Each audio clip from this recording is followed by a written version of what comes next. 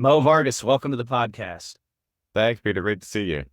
Hey, it's good to see you again. And I think of you and biotech as a company that has your finger on the pulse of the hydrogen market. Tell us what you're seeing today that's a little different from a couple of years ago, and where do you see things going? That's a great point, Peter. There's been significant change and advancement in everything around applications. I think as we think of what trucks, we think of buses, even vehicles, we're seeing a lot more adaptation, more pilots, more people really trying to drive forward. Big driver for that, obviously, is going to be the support from government. Whether you're looking at California, on the truck side, they're doing a lot. Federally, DOT through the FTA, obviously provides us a lot of support for the buses. So we're seeing a big change. The other big thing I think we're seeing in the industry is people having the willingness to work together. As there's been cash crunch across all of industries. This has especially impacted companies in the hydrogen industry, which are very growth oriented and require a lot of cash.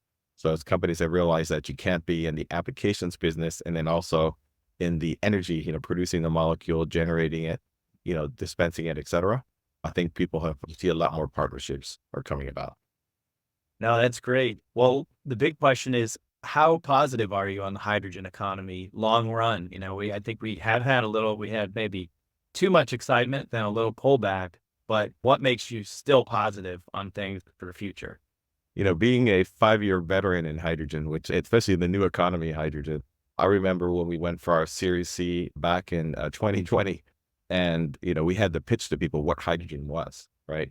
To which was really interesting to then kind of see over the last, especially 2-3 years, like you said, the hype just got overly built up. I think the expectations around the IRA were very high.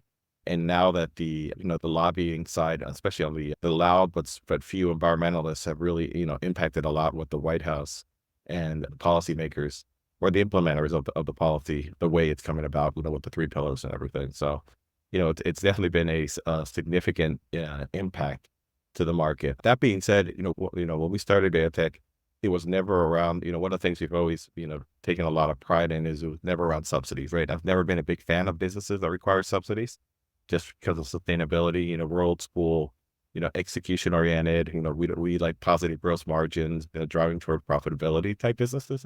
So for us, I think what it's done is it's allowed us to always continue moving forward, leaning hard. Our investors that have come on board, whether that, we've got great investors, New Light Partners, the spinoffs, private equity from Soros, as a majority shareholder in the company, been just incredible to work with.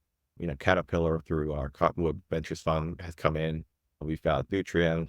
So we've got some really strong strategics, some really strong financial, growth capital that understand what we're doing.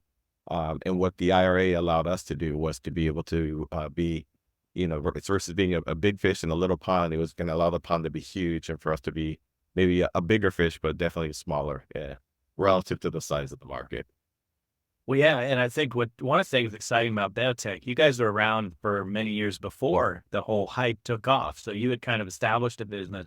So maybe talk about how the heritage of biotech and where you see things going now that hydrogen is becoming, more mature.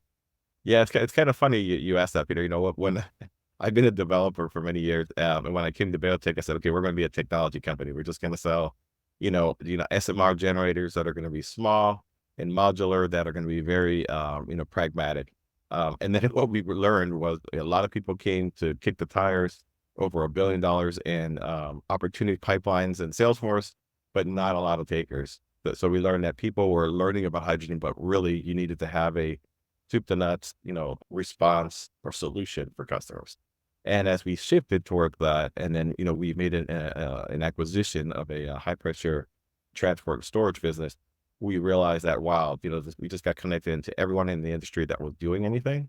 And the more services we provided, and that's, I think, one of the things that people have had to learn going along the way.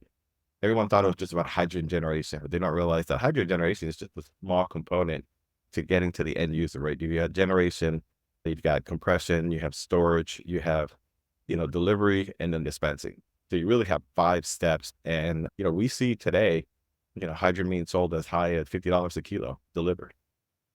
Yeah. So there's a lot of money to be made there. People pay $50 on down the value chain. As you see things advance, do you think prices will come down, and where do they have to get to for things to really take off? Yeah, I think obviously the $50 is a bit of an outlier, but there are people who are willing to pay it because that there's such a short in the market of hydrogen available today that people have applications or demos that they're doing that they'll pay whatever it takes just to be able to move that forward. Obviously, that is not a sustainable thing, at least for if you really want the iceberg to rise in terms of applications of hydrogen. And so I like to think about it in two components. One is what can we do on the molecule side and what can we do on the application side, right? And on the molecule side today, if we are doing on site, which is really where we think the market's going to go over the next 3 to 5 years, as the application, especially when you think about transportation, and continue to mature, um, we can be producing, in the mid single digits type at pressure, right? And the right carbon intensity required. We can do that today. I think a lot of people just aren't ready to take on, 30 buses or 30 trucks and take all that on. And really that's kind of the idea of what we created, or the transition we've made, your kind of your original question of being an equipment manufacturer, to saying, hey, how do we take the whole hydrogen thing and figure it out away from end users, right? So they can get it just like they get natural gas or they get power, or they get water, or just kind of another utility that shows up and gives them the hydrogen they need, right? Because the hydrogen business is really tough too. It's not one of those kind of plug and plays. We've learned, with our first hub that we built in Wentzville last year, there are a lot of moving parts to it, right? And if we're expecting customers to figure that out, this industry is never going to take off. Yeah, and investors always just want a modular solution with no services. But the reality is, where the market is today, you've got to provide services because the end user can't provide them for themselves. No, you're absolutely right, Peter. We've got to help them out there, and we got to create reliability, right? I mean, that's really a big challenge we have today. It's reliability, and then the pricing has just gone crazy. For example, in California, right at $35 a kilo. I mean, there's no business model that's going to make it at those prices. Yeah, absolutely. Let's double click on your hydrogen hub because I think Biotech is making hydrogen real. I said that in the beginning. You guys are the only ones I know. I'm sure there's others, but that have built out a hub and actually built something. Tell the audience more about that. Yeah, we're super excited about our first hub that we built in Wentzville, Missouri. That's just outside of St. Louis. So it's our Midwest hub. We're seeing opportunities to send hydrogen from coast to coast from there. Just kind of, it put it into big emphasis on the shortage of hydrogen in the market. And it's just great because it's our first client to be able to demonstrate everything all together. So that, your generator, your balance of plants, your compression, being able to do fills, getting permitted, which is always exciting, especially when you go into a place like California, and being able to just deploy. And it brings realism too, right? And I think there's so many people running around with PowerPoints on all these exciting things they want to do. And as you go through the process, you learn a lot. So we've put together a lessons learned document internally, and it's kind of part of our know-how, besides the IP on technology that we have, that is, over 400 items, right? That we're going to do differently for our next hub in California. Oh, that's awesome. So you're in Missouri now. You're going to be in California. On the Missouri site, well, who are some of the people that ultimately take that hydrogen? Yeah, so what we're providing hydrogen for today is mainly around transportation. So, trucks and buses. It's a smaller hub. We wanted to start off with a 1-ton hub. We just kind of wanted to demonstrate everything commercially and to have a commercial plan. As we move over to California, we'll be going into 2 and 4-ton hubs, and 4 tons will become our standard. We think it's the right balance between what's available in the market today in terms of offtake that you can go build, and I think that's the big challenge that, as I've heard, some of your other guests that have come on board, right? They're building these, mega projects. It's the offtake, right? I mean, unless you're going to ammonia or a refinery, or methanol, I mean, there's really not a lot of applications, not a lot of people willing to do that large offtake. And with 45V and where that's at, that's not happening anytime soon. But that's what we kind of like. We like that incremental building little by little. And people have to realize the offtake today, a lot of times, is a 6-month offtake or a 3-month offtake, and we provide also the transport and the storage. So it's kind of providing the U-Hauls also, be able to move the gases around without people having to buy these trailers, because these trailers are, $750,000, $1 million. I always have to remind people that, hey, there's like 5 Ferraris sitting there, right? And that, it may not look as sexy, but it looks sexy to us, but maybe to the common eye, it doesn't. But it's, it's an asset that's, not cheap. And then you have dispensing time and all of that, and really having strong asset utilization around that to make it profitable. Yeah, absolutely. The equipment is for sure expensive. Now you touched on 45E. I have my thoughts on that, but I'd like to hear what you have to say about sort of the IRA came out. There was a lot of excitement, and then everybody's waiting for some guidance, and then that guidance came out. And what, in your mind, what did that say, and what did it do to the market? Yeah, I met with the White House implementation team and then, both sides of the House and the Senate. And, my message to them, and even though we don't work with electrolyzers today, and by the way, we are technology agnostic. Yeah, we have some technologies of our own that we use, but we really view ourselves as, being a molecule industrial gas company is focused on hydrogen for customers. I think they made a big mistake in terms of, if you have a market that is short, you can't put all these conditions on it, right? And it just doesn't match up from a execution standpoint.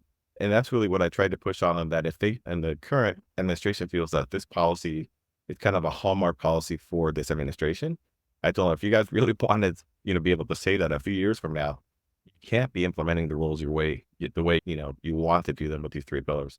I think that's kind of down the road, and, maybe there's a little bit of modification to it, but my understanding from, all the experts and people who support them and is that they're still going to go down that path, unfortunately. So I think it will, and it's a small market, right? So I talk with a lot of the developers and other CEOs within the industry, and I think a lot of projects are going to get pulled back because of that. And the ones that aren't are the ones that I think were maybe aggressive, who had already bought a lot of equipment and had already leaned in. And so I think they're going to push forward, but it's definitely going to have I think, a negative impact in terms of what the expectations were for the market. So it'll be interesting to see what they come back with at the end of the day. I guess they're saying it's going to be right around, if it'll be before the elections or after the elections, but sometime in the fall is what was I don't know. What have you heard? Yeah, I'll echo the same thing.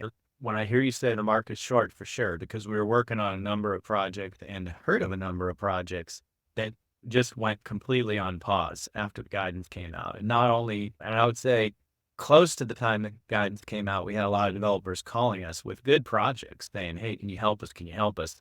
And we were on pause too, because it was just, our view was just that it took away the pricing mechanism. It made it so that other ways of generating hydrogen other than just, to put numbers to it, we think it's more than $10 a kilo, maybe $15 a kilo to generate hydrogen with. You take wind and solar, run it through an electrolyzer and make new hydrogen, and you don't use the grid, you don't use blue hydrogen. We think the real cost is 10 to 15 a kilo just to make it Yeah. at large scale, which is way too expensive. It needs to cost, call it a buck 50 or two at production. So it's not even close to reality. And we've seen blue hydrogen projects that can make it for, maybe $1.50 or $2 a kilo. Now we're talking, because it would put a lot of hydrogen on the market. But all those projects pulled back. I think I saw Exxon pull back on the one. Uh, and our view is they have the lowest cost of capital. So if they're pulling back, Yeah. no other, project financed projects can compete. Yeah, yeah. It's a tough environment for these large projects. And then you add, everything around liquefaction, because these mega projects tend to be nowhere close to where kind of the new hydrogen economy users are.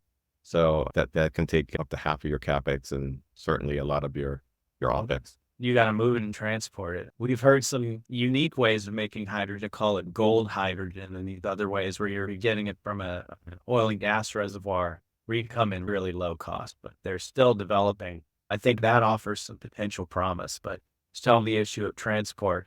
I think maybe that's why you guys are thinking on-site is the way to go, because you don't have that midstream component, which is so expensive.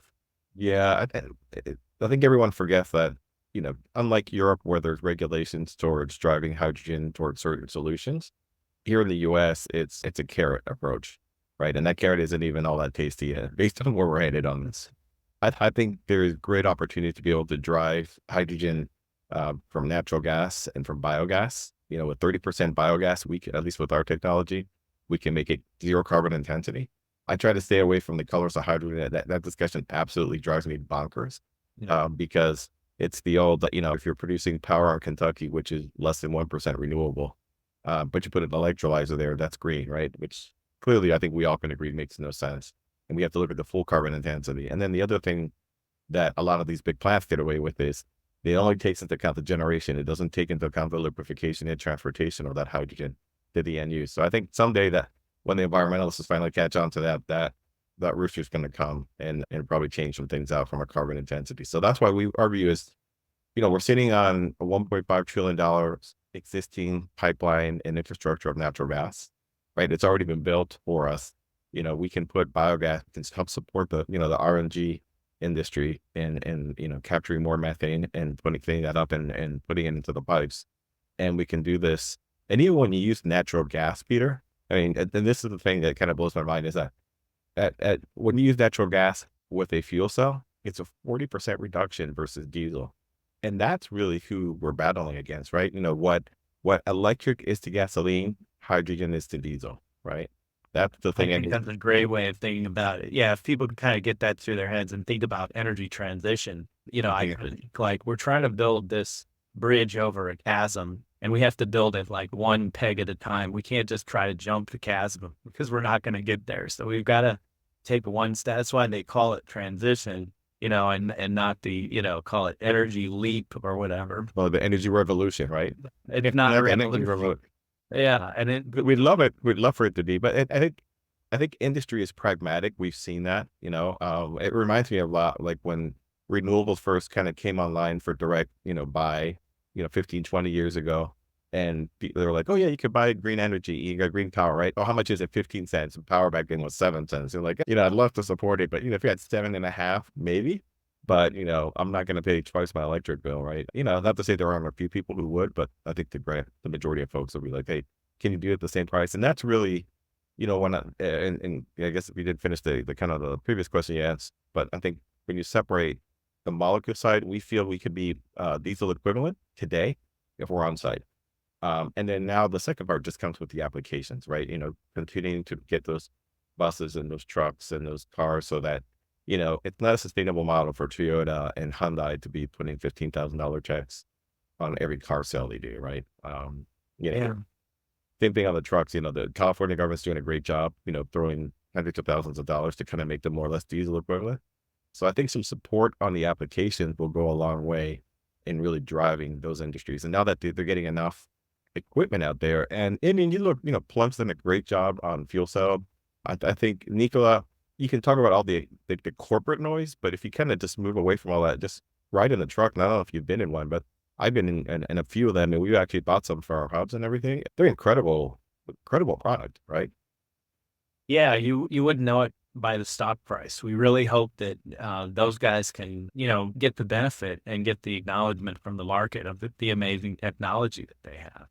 Yeah, same thing with the Hyundai folks, and then obviously Toyota and Hyzon, right? I mean, you've got four companies, two kind of more traditional, two newer economy folks, but Hyzon's got over 20 years experience with fuel cells. I mean, once again, they have some noise at the corporate level, but once you look past that, they've got some really great products. Yeah, and that tech is really hard to just invent in a short amount of time, and so that's why you hear this 20-year history. That matters in the long run. It shows the maturity of the technology. Yeah, for sure. So for what we need is for folks like yourself, investment bankers to figure out a way for us to, how do we capitalize some of these companies in this tough environment, right? I have an idea for you. I'll throw something out there. Every venture capitalist we talk to, especially Silicon Valley guys, harps on how do we get rid of diesel gen sets? It's a big deal for them. So they're always, they all have mandates to get rid of diesel gen sets, but there still isn't a very great way to do it. I mean, we see some natural gas gen sets companies like Enchanted Rock have made a nice, push in that market. They're venture backed and have grown and continue to thrive. But anything that can get rid of diesel gen sets. And so when I hear you compare, say hydrogen is, you got to compare it to diesel. Maybe there's a way to do that. And I know like there's Eni has engines that run on hydrogen, the small recip engines that are fast responding. And, so maybe there's something there. I don't know.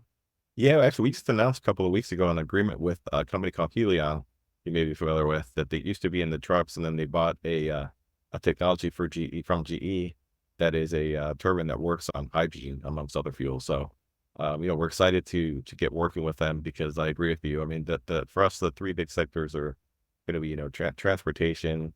So, whether it's retail refueling in California, which people also don't realize that it's not a huge amount, but it is 15,000 vehicles that have been sold there.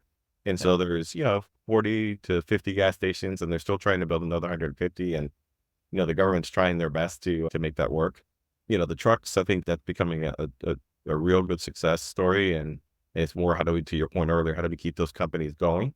While they kind of look at the trajectory, if you look at, 10Ks, 10Qs for them, the revenues, I think for one of the trucking companies was like 17 million or something. And the gross margin was negative 130. Right. And so there's some work, and obviously they need a longer time range to be able to crank up their build out of trucks. Then you've got on the, airport, we're starting to see, the ports, we've done some projects, forklifts. So the whole material handling group, I think there's it's a well-proven case. It's a good opportunity. But once again, those are smaller distributed amounts. Once they get by kind of past the mega Amazon and Walmarts, how do we find ways of getting, and that's what we like, right? Because we feel like we're the right size for that. And then finally, around energy, right? Data centers, with what we're seeing already with electricity consumption, then you add on EV vehicles, now you add on AI. There is tremendous demands that the utilities just can't keep up with, right? Like not Yeah. only from a generation, but from a distribution standpoint too. Now we love the power generation story, and we're working down in Texas and other places on trying to meet that need with traditional gas generation. But in the long run, all the OEMs are coming out with hydrogen ready gas turbines now. Talk about a 30% hydrogen blend, and then they want to get to 100% by 2035, 2040. That's where you could see a single spot, a single location consume a huge amount of hydrogen, and then that's where I think it makes sense to generate on a large scale, where some of the transport apps, as you have mentioned, are smaller applications. So yeah, we love the power gen story. I have to give a shout out to South Florida. You're down in Miami, I'm up in Jupiter, and this economy down here has been very dynamic. And I think about the growth of Miami, comparing it to the hydrogen market, right, where it's always been fits and starts, and you had ups and downs and waves, but it's a market that just figures it out, so to speak. And it's kind of like a market that's, influenced by Latin America and the world. I feel like we all could learn in the energy industry from that kind of dynamism that we see down there. But I know you've been there since like 2020. How do you like it? Yeah, no, loving it. It's just been incredible to your point, Peter, the growth, the number of cranes right now, they're going out buildings. A lot of New York, a lot of your folks have moved down. They figured out that, hey, listen, we've got better weather down here and lower cost. Although they've driven up some of that cost since, unfortunately, pushing some of the people here from Miami, out of the city, which is kind of a shame. But yeah, obviously the quality of restaurants and things going on here. And, Miami is just so active. I'm right here on Miami Beach. So there seems like every weekend there's some kind of festival or something going on. But you're right, there's great opportunities, a lot of good lessons to be learned here. And I think we need to figure out the same thing for, the hydrogen industry. How do we take advantage? And one of the nice things, like I was mentioning earlier, with kind of the willingness of people to partner, work together, we've talked about potential acquisitions or mergers with other hydrogen companies. So I think that's the automotive industry of the 1920s, early times. You had, hundreds of companies, and then you saw a consolidation. And I think we're going to see a little bit of that as people either strategically decide to make that decision, or really just run out of cash, right? Because Yeah. a lot of these hydrogen companies aren't even revenue positive. Yeah, no, we've definitely seen a lot of that, and hopefully there was a move today in Plug Power. What do you think was driving that? And maybe today is the turning point? It could be. Maybe it's the podcast. This podcast will be the turning point that, That's right. We're yeah, we're changing things here on Energy Superheroes, right? yeah. Well, Um, they finally got the long-awaited DOE loan approved. So it's driven their stock up 25-30% for the day, and it's pulling the whole sector. So this is I remember in the early days meeting with some of the CEOs and having a career in energy, meeting with them 5 years ago on hydrogen, when they were talking about, oh, we're going to make our own hydrogen, do all this. I said, you don't realize this is not hundreds of millions. This is billions of dollars that you're going to need to be able to build all this infrastructure. Plus you're building a truck bus, whatever it is you're doing. Right. So it's very difficult to have two major businesses like this. And, you and I both know this is a very capital intensive industry. And it's a difficult one because it's one that's accustomed to, if you're in power, you're accustomed to a 15, 20 year, you know, incredible credit worthy, locked in PPA, right? And then in the meantime, here people want to buy either spot or they want to, do a 6-month deal or a 3-month deal. And how do you build that asset, right? Especially if you're thinking a larger asset. So that's one benefit that we have that our, our assets are anywhere from 20 to 40 million pounds. So it's not inexpensive, but it's not, building a $500 million plant that you need, 50% offtake before you can even get to FID, right? No, I think that's right. So I'll give an example down in Texas. Texas Energy Fund, they passed this proposal, and I think it's instructive for the hydrogen industry.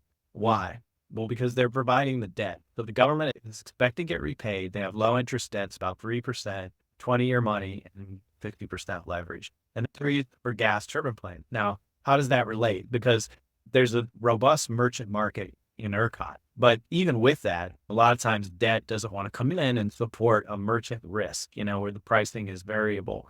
So the state was smart enough to say, hey, we'll take that away. We want more power on the grid. Now these deals can get funded because equity is willing to take that merchant risk. So some kind of, debt facility like that, it would be really helpful because that does allow a project to potentially take merchant. Now we still have to overcome the lack of a robust merchant market to trade in hydrogen, but I think eventually we could get there.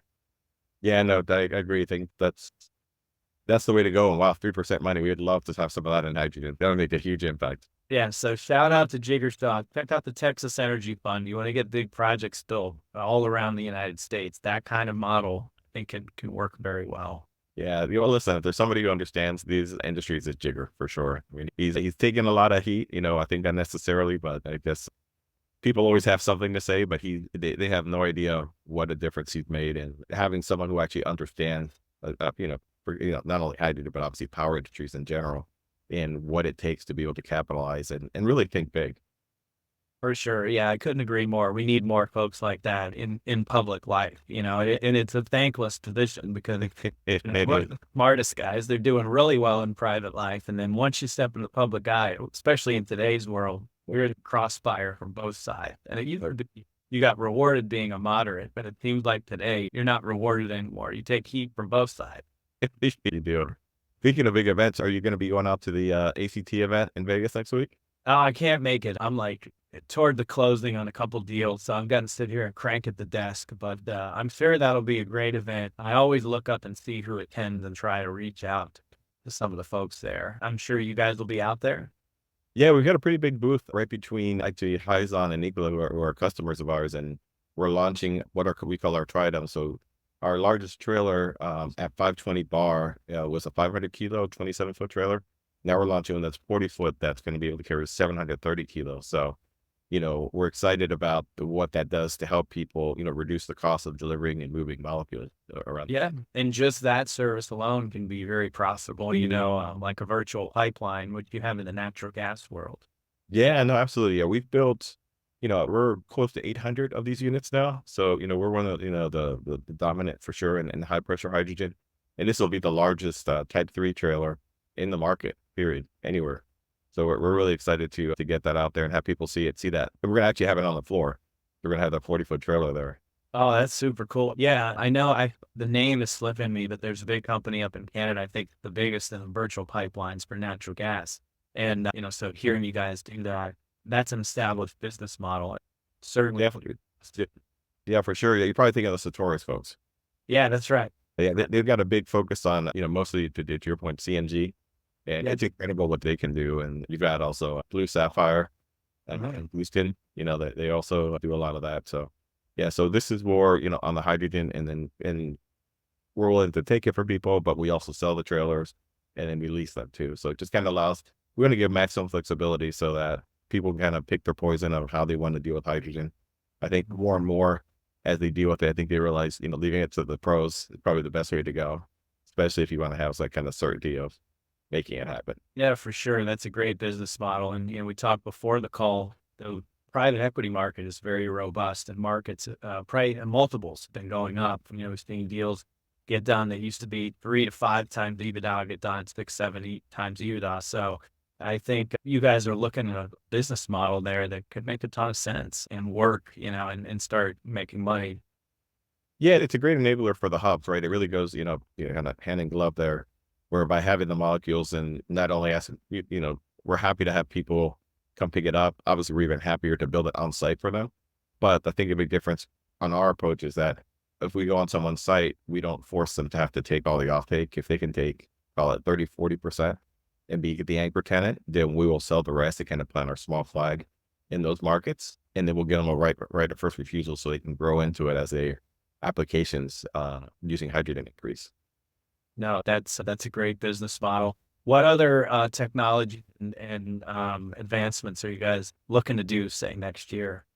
Yeah, we're testing right now. Actually, we have a brand new high efficiency furnace that we brought in that should increase the efficiency of our SMRs even further, kind of reducing the carbon footprint and reducing the amount of natural gas needed. Your typical SMR, about 1/3 of the natural gas is just for heating the process. Then the other 2/3 is as fuel. We're able to reduce that product by about 25%. So we're testing that.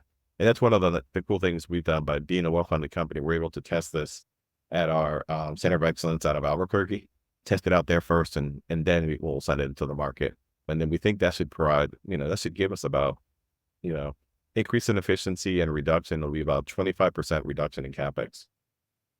That's a big number. That's going to get Yeah. attention for sure. Yeah. So we're super excited. That's our Generation 11 SMR. So it will be the next one we do in Port of Stockton, but it'll probably be the first one we do in Southern California will be with that design. No, that's great. Well, maybe I don't want to put you on the spot here, but let's say the best customer, a top customer you'd like to see next week at ACT. What are the kind of customers you're looking to reach? Yeah, I think for us, the nice thing is we are in the ecosystem. So we have a lot of great relationships, whether it be with the oil and gas majors, whether it be with the industrial gas companies, whether it be with the new tech companies. We also try to take advantage of ACT to always be meeting with all of the vendors because supply chain is so critical to what we're doing, right? And I think as people start executing on some of these plans and start putting things up there, I think they're going to see, supply chain, just like us and like everyone else in hydrogen, has been significantly impacted. So inventories are down. Everyone's trying to, maximize or minimize cash utilization. So it's kind of like ordering something on TV, right? On QVC where, yeah, you're going to order, but you're not going to see it for 8 weeks because, no one wants to invest in inventory, right? So having done some of that, it has helped us really understand, okay, who are the players who can really deliver on the parts and pieces needed? Because sometimes it can be a small component that holds you up, right? It's not the $3 million piece of equipment. It can be a small, some small screws or some, some gaskets. We've had that before where, we've had to send people, driving to Wisconsin to go pick up gaskets, on a Saturday, during Christmas, right? To be able to keep the plant running. Wow, no, that's incredible. So I think, if I could summarize, we went through, a real exciting time in the hydrogen market. Then things kind of, dropped with the IRA, but now it looks positive. It looks like things are starting to, move again. And I'm sure you guys are looking towards another funding round, maybe later next year or this year. How are you guys thinking about that? Yeah, we're really excited that we've been able to raise, $15 million here over the last 120 days, for a very tough environment to be able to do that from some of our existing investors, really proud of it. And it just really tells you a lot about, the team that we have here and the work that they do. Right. And we're really fortunate to, being a fourth time CEO, one of the most important things for me has been, as we build our board and bring in our investors to make sure we have just really strong alignment. Sometimes there's some money that may be a little bit cheaper, who will give a better valuation, but they don't really understand the business. And you need someone who can ride these ups and downs of the business, right, with the roller coaster. And having that has helped us out a lot. We really anticipate here as we kind of check a few more boxes and as we go out to market, I think it's probably going to be mid to late summer. We expect to raise hopefully another 150 million so we can go build out another, 2 to 3 hubs. On the equipment side of the business, we're already EBITDA positive. On the hub side of the business, we build a couple more, we'll be EBITDA positive too. And obviously being EBITDA positive, cash flow positive is key, especially in this time.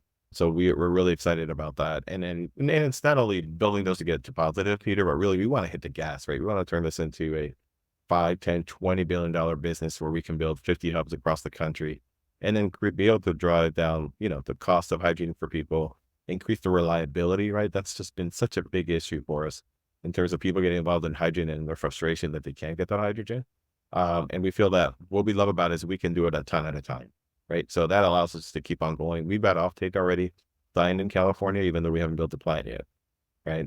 But we do anticipate, seeing our CEQA permit coming in next month. So super excited to kind of where we're going, and just looking forward to doing more, which permitting we're a little bit easier, right? Yeah, come on, guys. California, you need to help us out here, make the permitting a little bit easier. I know other states it's easier, but there's no hydrogen market. So it'd be nice to have like California hydrogen market in Nebraska or something. Yeah, that would be awesome. That would be awesome to get that combination. But the good thing is we'll get our first one. It took us 3 years to get there, right? But we can't continue doing that way. But like I said earlier, we've got our book of 400 lessons learned from the first hub that we may not be able to implement all of them on the next one, but we're certainly implementing quite a few of them that will, reduce our costs and help us understand the things that matter. Well, I hope that investors are listening and that they'll reach out to you about your next round of funding because, I mean, at the end, if you're a believer in the market, you want to bet on the market leading companies. And you guys certainly are that. Mo, it's been great having you on Energy Superheroes today. And we look forward to staying in touch with you and biotech in the future. Thanks, Peter.